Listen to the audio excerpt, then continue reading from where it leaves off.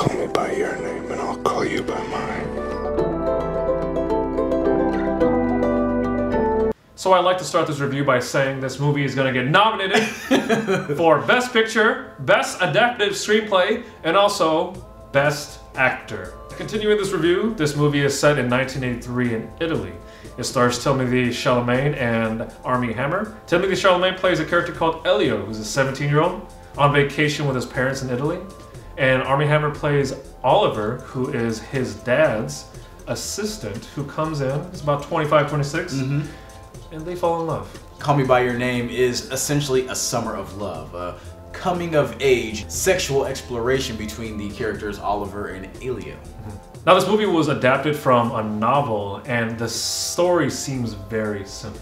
Simple in nature. But the thing is, when you dive into it, when you're actually watching this movie, there's so many layers based on the context, based on the different ages, based on the family, based on the backgrounds of both of these people. It is such a rich movie to watch, and every little thing, although subtle, is very important while you watch it.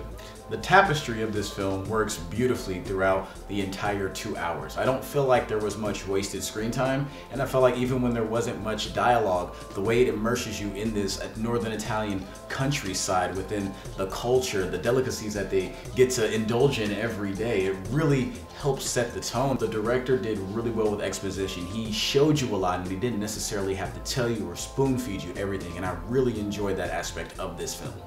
There are several mirror images and parallel storylines that go in through this entire film, and there's even a scene at the very end, a story that's told that makes you rethink the entire movie. It makes you rethink what you have just seen and also the backstories of each of the characters.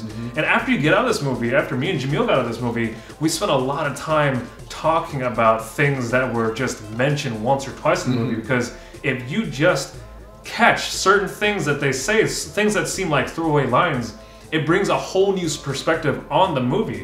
One character might say something like from his past, and it doesn't seem like it's that important at the time, but you think back after the entirety of the movie and you're like, wow, this explains 1,000 more things that we were wondering. And I think that's what this movie is. It's a very smart movie, very multi-layered movie, but it doesn't force feed you, it doesn't spoon feed you. It's a very smart, just rich movie from beginning to end. And I love how it alludes to just life lessons and morals in general. It's just things that, you know, using this same sex is just a vehicle for so many bigger themes that this movie does play with. You know, just the inner turmoil one might feel when they're going through something that's life-changing and, you know, when they're young, just into that beginning of the adult world. So just small things like that that allude to a bigger picture. It really does that amazingly. The pacing was also incredibly slow. Deliberately slow. Now you have scenes of dialogue between two characters, and then sometimes in order to keep that slow pacing, they'll have just certain long shots of B-roll, certain shots of the Italian countryside or just the city in general. But all of these, like I said, are very deliberate because the director wants you to be in the Italian countryside with the characters, and he does this masterfully. And it's great because like a lot of other European countries, you know, Italy has a very old structure. The way, look, and feel of this town, this city that they inhabit is such a rich feeling. Like America is trying to be ultra modern. Tokyo is trying to be ultra modern. European countries are not. They're trying to reserve culture, and you get a lot of that just by inhabiting, you know, this countryside, and it's beautiful. The architecture in the towns, you know, just the fruit that they pick from their trees in the backyard. Yes, everything is so rich in tapestry. And I just love when directors are able to immerse you in something and not have to, you know, play around with a lot of fancy shots and just give you this lifestyle for what it is. It's crazy because there's less dialogue in this movie than a lot of other films. And amazingly, somehow you come out feeling more for every character. You come out with more background for every character, more layers, more texture.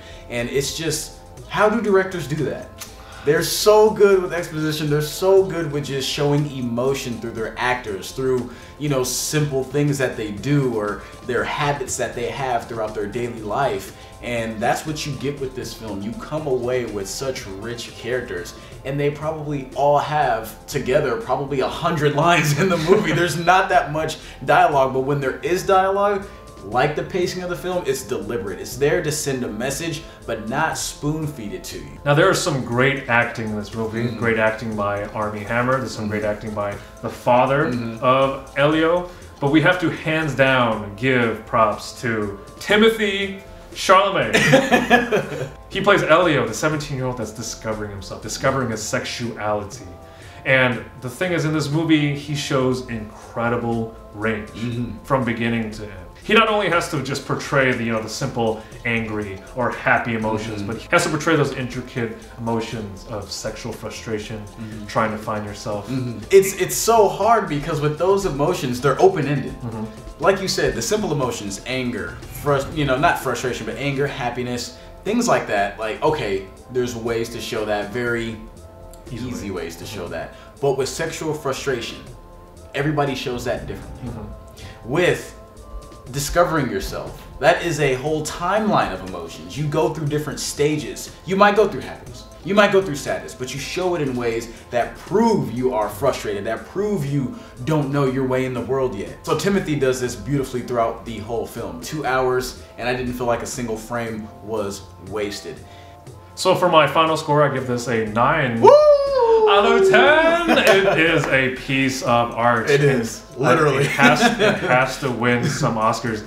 It's such a smart film. It's such a smart, beautiful, deliberate. Like I said before, all the things that we said before, we can't continue. We can't stop raving about this movie. Everything, the acting too. You guys have to watch this movie just for all those elements. If you want to see how a film's done, if you want to see exposition did right, acting did right, you know, not spoon feeding you or whatever. It's showing you as opposed to telling you.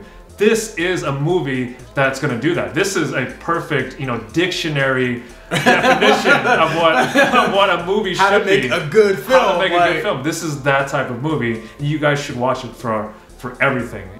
So my final score for the film is going to be the same as yours, 9 out of 10. I was like, maybe I should do 8.7, 8. No. Look, who cares? 9 out of 10. This movie was great. It was amazing. There wasn't a single time in this movie where I felt bored. There were times where I thought, where is this movie going to end up? And I wasn't distracted or uncomfortable or mad at how it ended up. So everything in this movie led up to a perfect payoff. The exposition, the dialogue, everything in this movie, there's nothing wrong with it.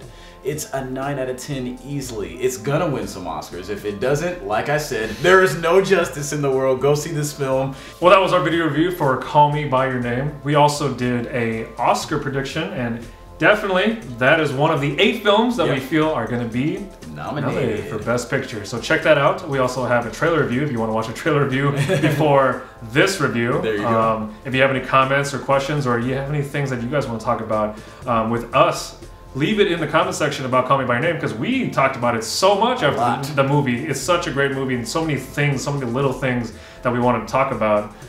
Feel free to talk to us about it. We'll be back next time for another video review, so please click subscribe, thumbs up, and we'll see you guys next time. See ya.